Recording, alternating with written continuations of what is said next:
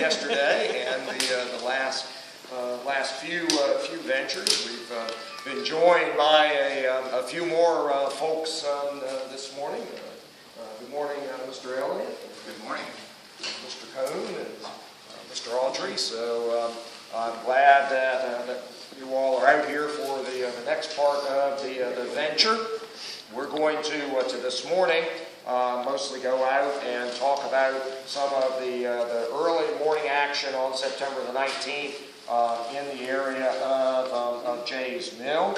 And what we're going to do after a brief introduction here in the lobby around this map, particularly since I've made you all stand around it for now, we will leave here. We will car caravan from the visitor center where we are right now, out Reeds Bridge Road to Jay's Mill Road, park along Jay's Mill Road, gather up at the Jay's Mill area, and begin our walk, our examination of the ground and the action in that area.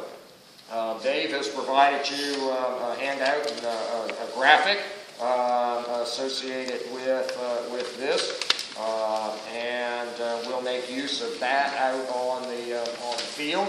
But to get everybody kind of oriented as to where we are right now, we laid the pieces out here on the map for that purpose, to kind of a bigger picture before we focus in on the smaller. And Dave and I have attempted to put the pieces on the map relatively close to the way they would have been at dawn on September the 19th. Rosecrans himself is at his headquarters here at Crawfish Springs. That's the star. It's not the Battle Death Star or whatever from Star Wars was being contemplated by a couple of unnamed individuals over in this area. And Crawfish Springs being a major source of water, and for the Union Army, the largest source of water in the area of what becomes the scene of this engagement. And in fact, the majority of the Union soldiers engaged in this battle will enter it with a canteen of Crawfish Springs water, having marched by or through Crawfish Springs en route northward. And almost every unit I've seen a letter or a diary from that details it indicates they were given an opportunity to stop and fill canteens as they marched through. Some of them actually just jumped in the spring, which I'm sure the others appreciated. But yeah, everybody class powers. And because of the large source of water there, and the casualties from the 18th, and the growing likelihood of more and more federal divisions as they march northward, the division medical detachment will begin to identify likely locations for a field hospital, and increasing numbers of federal division field hospital or medical detachments begin to at least park and partially set up in this area in case their services are going to be needed. And eventually Crawfish Springs area becomes the largest federal field hospital area, and so you've got a tremendous amount of action going on there. This, of course, is just behind the Union line, what had been the Union left for a number of days, Tom Crittenden's 21st Corps, and the area of Lee and Gordon's Mill, and Crittenden's men, and then increasingly Thomas's men taking position, guarding likely crossings of West Chickamauga Creek upstream of Lee and Gordon's Mill, as Rosecrans worked to get his trains reoriented out of the mountains and back towards Chattanooga, and get his cavalry, artillery, and infantry consolidated, and get the Army shifted northeastward enough to protect newly won and lightly garrisoned Chattanooga, which is off the top of the map here, almost 5 miles. Rosecrans had identified this space essentially between Crittenden and Chattanooga as a threat, and while he had not been able to fill it in the days leading up to this, he had been able to put forces into the space, including elements of the Reserve Corps under Gordon Granger, on what was then the main road leading into Georgia from Chattanooga. This route that came down from Chattanooga to Rossville, then over Missionary Ridge, out to Chickamauga Creek at Ringgold Ridge and Red House Ford, and then on over to Ringgold. And then on the 15th, Robert H.G. Minty's small brigade of cavalry had been positioned on the Reed's Bridge Road, and then on the 17th, Powell had taken position at Alexander's Bridge. But on the 18th, Braxton Bragg went to implement his plan, his latest attempt at a strike at Rosecrans.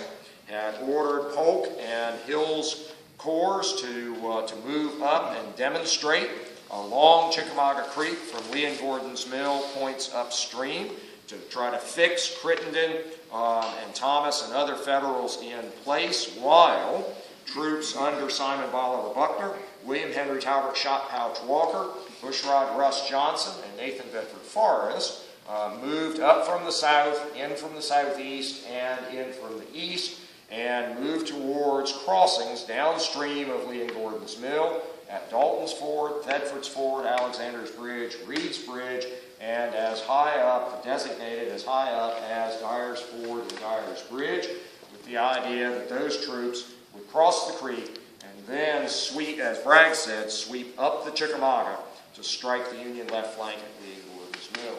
And of course, as many of you all know, including from some of our previous ventures in the woods, Bragg's plans on the 18th did not go as intended. Change in orders, dissemination delays, and then delay by Minty and Wilder meant that by dark on the 18th, these troops who were crossing, Johnson's column joined by John Bell Hood, and Hood taking command, Simon Bolivar Buckner's troops and Walker's troops and Forrest Cavalry, had only reached this area, being stopped short of the Lafayette Road by Wilder's brigade and some reinforcements to Wilder at dark on September the 18th. Buckner, in the early morning hours of the 19th, had moved his two divisions, Preston's and Stewart's, up and placed them in position. And Bragg, his expectation that day was that these troops would simply resume the movement of the day before and strike the Union left flank at Lee and Gordon's Mill. He, however, not anticipating correctly that Rosecrans would shift troops across the rear. Thomas's 14th Corps, led by Baird's division, followed by Brannan's, with Richard Johnson's and Reynolds' divisions still coming up. And with that move, Thomas essentially offsets what Bragg had done on the 18th. What we're going to really look at is kind of the aftermath of the Bushrod Johnson's move at Reed's Bridge, where that column will turn south as a result of Minty's call for assistance on the 18th. Gordon Granger responded by sending first one brigade and then a second down from Rossville and out to the Reed's Bridge area, Dan McCook's brigade and Mitchell's brigade. And they arrived McCook arrived right at dark in this area, just short of Jay's Mill and Reed's Bridge. And we'll spend a nervous night in the woods, and we'll pick that up when we get out on the field. Bragg is, as I said, still hoping to turn the Union left flank, which he, in the early morning hours of the 19th, is still anticipating will be in the area of Lee and Gordon's Mills. Bragg's still wedded to that plan, but one of the side effects of McCook's movement is that we get a union picket line that basically occupies and covers this intersection. And so leading or trailing elements, including the field hospitals for Ector's Brigade, which halted and set up in anticipation of heavier casualties in the fighting on the 18th. They have to break down those hospitals, and they're late in joining the column. A number of Confederates are captured here, anywhere between 15 and I've seen some accounts as high as 50, but that's clearly too high. A brass band, a medical detachment, a Confederate major, by one account, on a fine white horse who's presented to Dan McCook. The horse is presented. Yeah. McCook kept the horse. So that reports of that contact start filtering down to Bragg, who is not yet here. He's off to our south. But he will be coming up early in the dawn. But he also orders General Forrest. This is generally a cavalry mission. He gives the same orders to Wheeler, but Forrest's orders are specifically to come up into this area and reconnoiter. And it's that incident, or that set of that incident, and then those orders that set up the collision for what becomes the Battle of Chickamauga. So what we will do in just a few minutes is leave here and go out to the Jays Mill area, kind of make a mental snapshot, or for some of you all, maybe a literal one, of the setup here. Remember that Bragg is still expecting the big gray arrow to sweep in this direction. Turn like that, strike the Union left flank and roll it up to the southwest. But from Bragg's point of view, he knows about a garrison somewhere up at Rossville, but he doesn't know about those people. He can't see them. He doesn't really know about these people. So what he sees is nothing up here.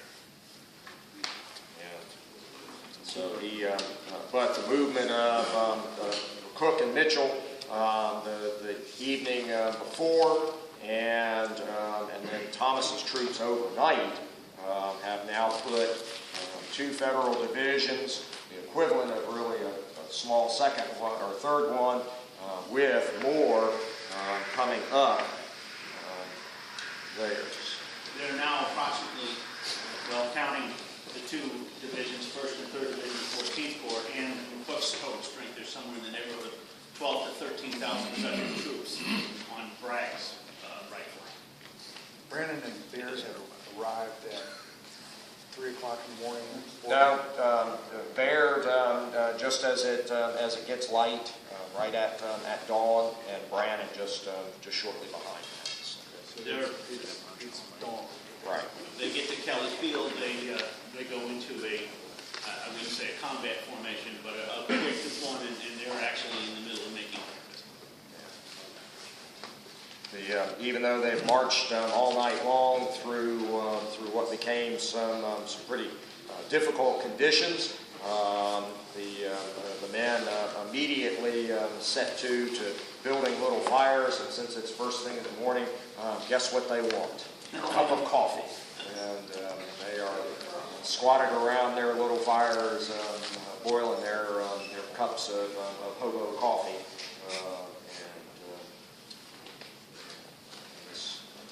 Happens. Is that cavalry marker on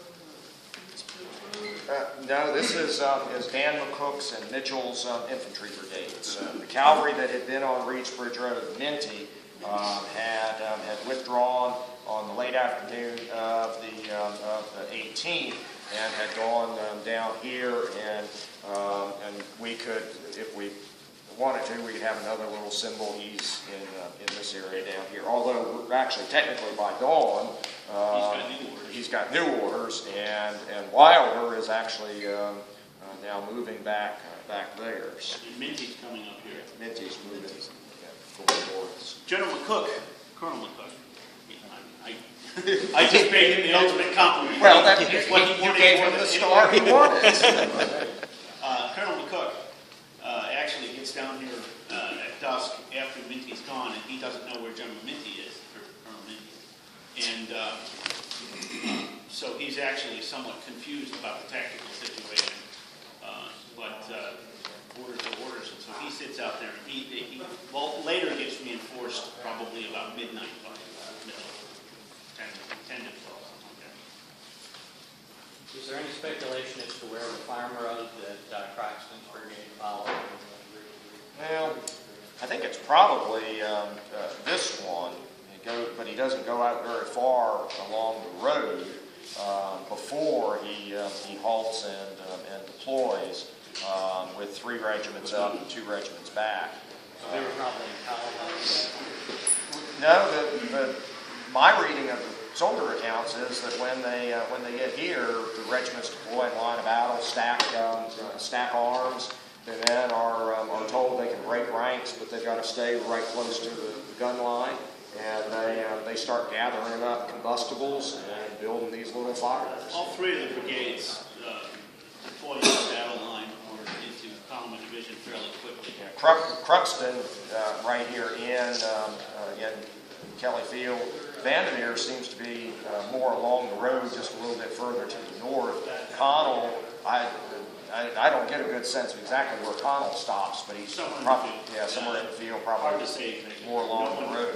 No one marked it. So. Yeah, and then and Bayer is actually in a couple of positions between the time he arrives and the time he moves out to the west.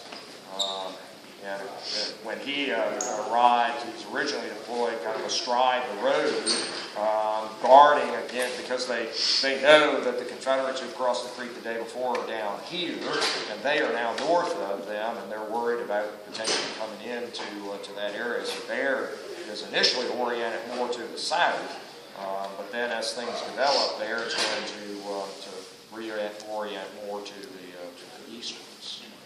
And ultimately, he'll follow Branning's division into the woods. Glenn, did you have something you wanted to add? So it's a fluid and dynamic situation. There's a lot more movement and motion to this than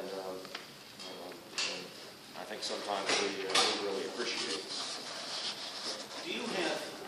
I've never seen anything on Law's Brigade that tells me that they were somewhere other than east of Chickamauga Creek. Right. And we've speculated in the past that perhaps they had some men as far as the bridge. We'll talk more about that in detail. Yeah, I think it's the Pickett's Laws camp that are probably not, well, they're not at the bridge itself. They're probably at some point where they can see the bridge. Right, they're close to it. Close to it, yeah. And then when, as we'll hear, the 69th Ohio shows up, they get engaged with those guys. The one I asked about Cruxton's route, the one other thing. The part of the reason I think that it is that the little lane that he talks about here is that some of Baird's and Brannan's troops who arrive here, they call this the Kelly Crossroads, and you know, this map, while it is produced off of one of the more accurate depictions of the powder in the fields and forests and the terrain and landscape of the battlefield, this was done by a graphic artist who took those Park Commission Betts maps and then did it into this form. And so there are things that he doesn't get entirely right, but the road that comes right in here, and then this road, that is actually on the most accurate maps of the battlefield, shown more as a true crossroads, four-way right-angle intersection. And several guys in Baird and Brannan call this Kelly's Crossroads. And then late on the 19th, as darkness settles, as Palmer begins to reposition from his fighting now here on the afternoon of the 19th, and they start pulling back this way, and Palmer initially is just trying to get his 3 brigades back together again. Cruft's brigade comes up into to this area, and then when Claiborne strikes Baird and Johnson out here, Cruft is ordered to march out in support of whatever's happening out here. And he says we marched 400 yards or something like that along a road into the woods. Marched along the road eastward. The road then bent to the left, and just beyond that he halts and deploys, and that's also what will wind up putting him in the area where he'll be on the 20th. So I think they go out this way a little ways. How far do they get? What's the closest Jay knows to Crawfish? Well, that's one of the things we'll talk about. Okay, well, and I'll make you read some words that are right there, and right there, and right here, and then I'll ask you to interpret that yourselves. Aren't you glad to ask? There are innumerable accounts about how close they get to Jay's Mills, and we'll actually talk about it. Other questions or observations? Jim, I've got one. Since the 3 of you are here, I've never been clear why Thomas went east. It looks like knowing what he knew and the escape from McLemore's Cove and the reorganization of the Army and all that happened, that was a terrific chance he took going east, I think. But was it a reconnaissance in force? Surely he didn't endanger a whole corps to capture one lone brigade, as it said. But what is your feeling, or the 2 of you others, about why he went east? Well, the problem with General Thomas is he's so laconic. If you take him at his word, he said he went after 1 brigade. But Jim and I certainly have speculated, and be really curious to see what you think. We've speculated that Rosecrans and Thomas, who conferred the night before at some length, And over the last several days. yes, are thinking that the Army's back together and it's possible that they're looking to take the offensive again. There's no evidence of that. Nobody says that. Rosecrans doesn't say that. George Thomas certainly doesn't say that. But he does commit 2 divisions from his own corps at Kelly Field, and within a short time he'll ask for a 3rd from Palmer's division. And essentially, he's contemplating launching a corps-sized attack. Isn't this a surprise? I mean, to go directly east in that direction. It looks like a low-risk operation, if you believe what McCook says. McCook says to Thomas and his people, we've got a prisoner of war identification that there's a brigade Confederates on our side of the creek, and we burned the bridge behind them. Now they didn't. They tried to. They started. Didn't get into all that. But we've got a cut-off Confederate brigade, and so it seems like a low-risk operation to go out and pick them up, to bag them. That's my take on it. For years, with the soldiers, the majors from Staff College, we would talk about this, and my point to them, to raise to them was, does this violate the Army commander's intent? Because ultimately it is going to violate it, simply a battle, but that's not what they're expecting. The intent of the Army is to consolidate up towards Chattanooga, keep going north.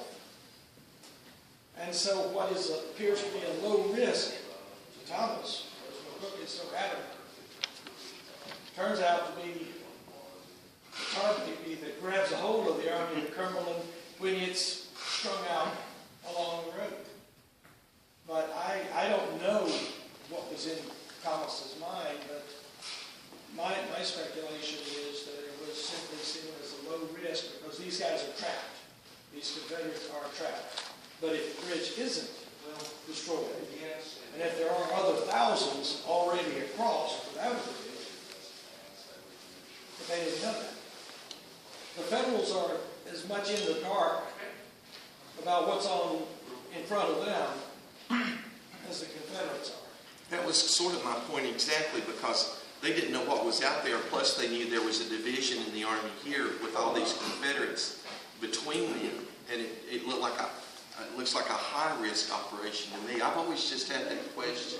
Well, but you've got the God's eye view here. Yeah, well, I know that. I know that. They would have loved to have had this map. Didn't they know these guys were down here, though, the Confederates? They knew some guys were down there. Yeah. Thomas, just before dawn, goes down and confers with Colonel Wilder, who informs him that there were crossings at multiple places. But how much strength? Remember, for instance, Simon Bolivar Buckner has 2 divisions, 6 brigades, but only the leading elements of 2 brigades get across. So whatever Wilder's scouts observed, those weren't major crossings. They didn't see thousands of troops going across.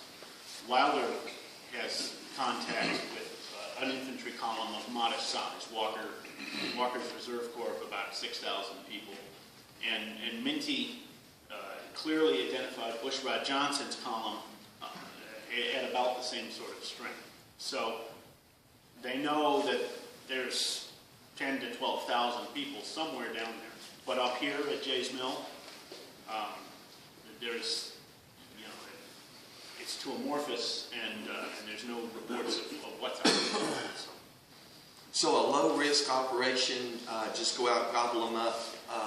The rest of the Army's coming up, and pick up this low-hanging fruit and keep while it's there. Towards Chattanooga and consolidate. That's my take on it. But if Thomas were more talkative, we'd all be a lot better. yeah, we know exactly what was in his mind, but he doesn't say. His report is very dragnet, just the facts sort of thing, man. And he mentions the one brigade that McCook talks about, and his divisional commanders say we were sent out after one brigade. So, if there's any speculation about a larger movement, it's just speculation. There's no evidence for it. Is it possible? Rosecrans ordered McCook to pull back. Isn't that right? It's an order for Rosecrans? Well, the order that McCook himself gives is directly from Granger. But Granger's communication to McCook to come back with his own brigade in Mitchell is somewhat sparked by Rosecrans' reiteration of the need to guard this way through Missionary Ridge. And so Granger's got 3 brigades and 6,500 people. He's going to pick up General Minty's cavalry. He's going to pick up Minty's cavalry brigade, but that's only 1,000 troopers. So he's going to, once he sends half of his force, these 2 large, or the one large and the one smaller brigade down there, he's only got one fairly large brigade of 2,600 troops up here, with which he has nothing at Rossville itself. So he wants to get those guys back, and so there's not a direct order from Rosecrans that I've seen, but Rosecrans has reiterated the mission to defend Rossville Gap, so that's when that order comes through. Is there any indication that Rosecrans, after he learns of the contact with Thomas and that there's pretty heavy firing in that first hour, that Thomas should pull back and avoid an engagement? Rosecrans begins a process that he'll continue throughout the next 2 days of feeding troops to George Thomas. That's what I was wondering, that maybe that supports your speculation that he was anticipating that if Thomas came in contact. In my gut, I feel that Thomas was looking for something more, but I want to emphasize again that's only speculation. In 9:30, 10 o'clock, I forget the time on the message, Thomas sends a courier down to Palmer, and and who he has been informed is marching north towards him. Yeah, it's dated 9:30 by Thomas's headquarters time, which is like double daylight savings time. He's a little ahead of the rest of the army, so it's probably more like 8:30 or 8 o'clock. And he says, come on, we can strike him in the left, or We can- strike him in the right and roll him up. Yeah, we can use them up. And that's the point when Gross's brigade is called. Well, No, that's a separate. That's a separate. Yeah, that, Gross is sent by General Crittenden up the road as a kind of a reconnaissance force. to find out how far it is between Crittenden's guys and Thomas. And so Gross marches up, and I think it is Gross's reconnaissance up the road which communicates to Thomas that Palmer is down here and potentially available. And then as this fight begins to grow in size, is Thomas then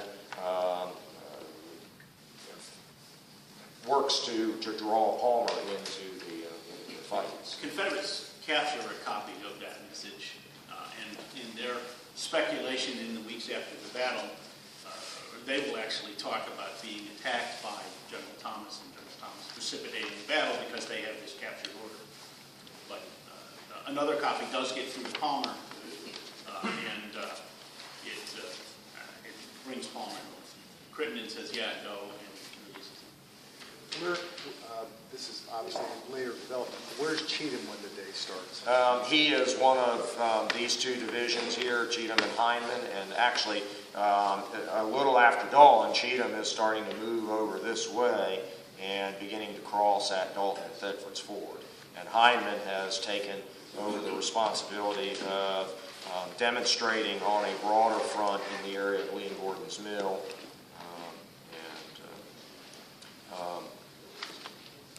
So from down here, they still think that there's a very large concentration of Confederate troops here, too. There are Confederates active in front of the crossing Lee and Gordon's. Claiborne skirmishing along the creek here. Breckenridge will move actually across the creek at Glass Mill, and they'll do a demonstration in the morning. Though it's by 9:30 or so at Rosecrans headquarters. Is it Duckett or Decay who sends a message back that, to Rosecrans? He tells them that this is definitely a demonstration. Don't take it seriously. It's a message in the OR about that time in the morning. Don't react to it, basically. So they know there's a large number of troops down there at Rosecrans headquarters, but they're focused up here. Stepping back to Thomas's two troops up there, wouldn't it maybe be possible that knowing that there's the larger concentration south, that he would take the reason for that lone brigade to move over there to cut that other batch of troops that he knew was down there off anyway? Could that maybe be part of the reason why he moved out after that brigade? Kind of may be possible, but again, without evidence. Yeah. My gut feeling is that something like that is in his mind, but he doesn't say. Rosecrans will never say. In any of Rosecrans' coverage of this after the war, in the National Tribune articles he writes or other pieces he writes, he doesn't talk about him and Thomas discussing a potential offensive. That doesn't come up either, so who knows? Well, would it be fair to say, though, that what Jim said about the Confederates demonstrating out there in front of Crittenden, that Rosecrans is holding Crittenden there as a demonstration, while Thomas and these other troops are moving north? Not as a demonstration. Crittenden is just continuing what he's been doing the last week, Crittenden which is the anchor block. point. Well, he's first the blocking force Yeah. on the road, the direct road between Lightly Garrison, Chattanooga, and where the Confederates had gone down here. And for the first part and most of that week, Crittenden was like a relatively big speed bump in the road, potentially between the Confederates and Chattanooga. But now, Crittenden's, there are more Federals getting ever closer to Crittenden on his right, but he is still blocking the most direct route best route between Lafayette and where the Confederates had gone and Chattanooga. And now they're just shifting more people off in this From the direction. 18th and 19th, he's the kind of the fixed point around which the rest of the army is moved. He's the wall behind which. Rosecrans, does not need to get the entire army back to Chattanooga the way that the outcome of the battle turns out. He just needs to get the elements of the army back together again, get the trains reoriented out of the mountains on the more direct routes into to Chattanooga, and get the army positioned between wherever the Confederates are and more secured Chattanooga. And if Bragg doesn't bother him, that is going to happen here in the area of Lee and Gordon's Mill. But if that needs to happen more up in this direction, Rosecrans, I think, he just wants to get his troops in between wherever the Confederates are and Chattanooga. So in essence, both Army commanders are trying to form a wedge between the other and Chattanooga. Well, you know what I'm trying to say? Yes. One to protect Chattanooga, and one to regain control of Chattanooga. Yes. They both want to,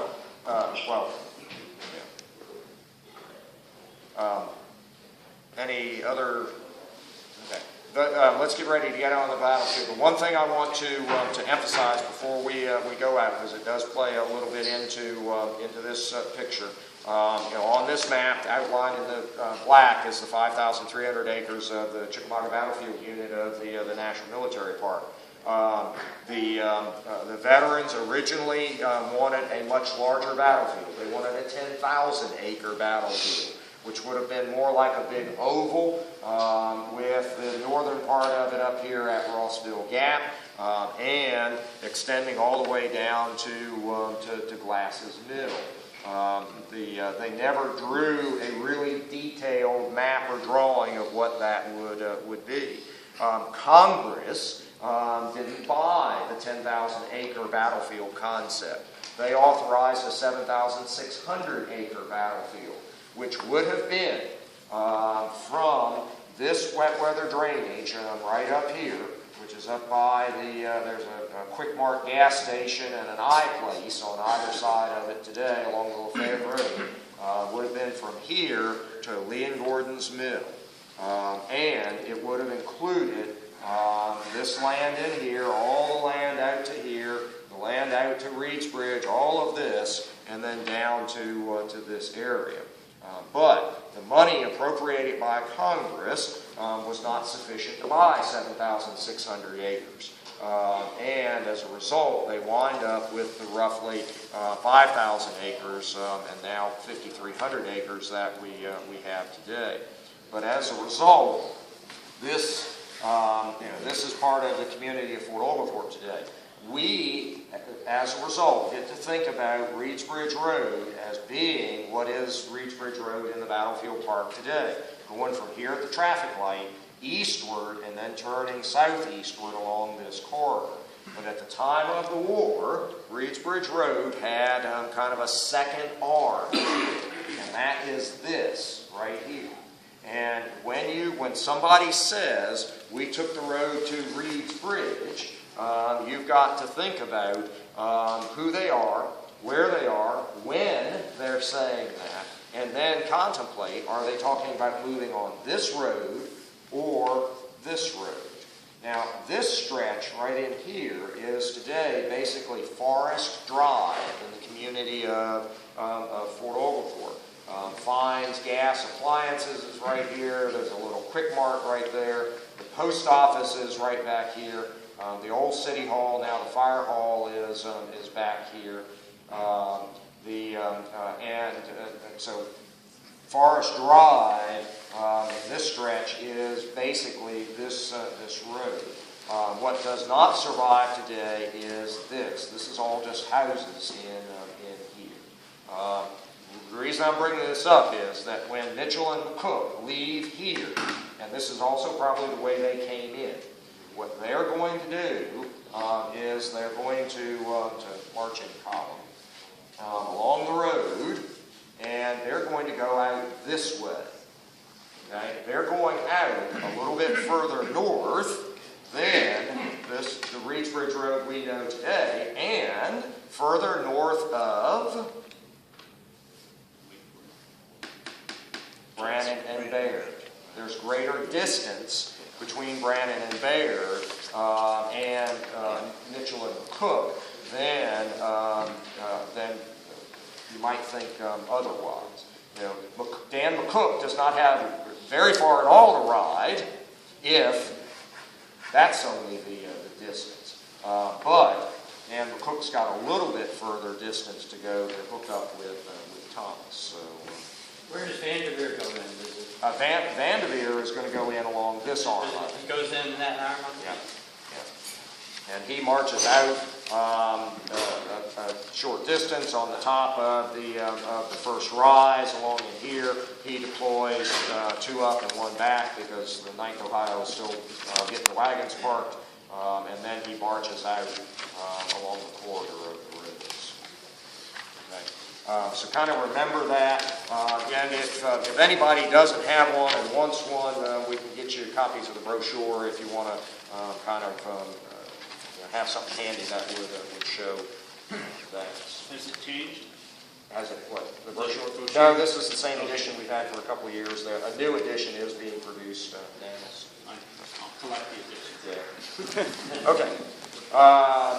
Questions, observations? All right. Let's. I guess I'll have to.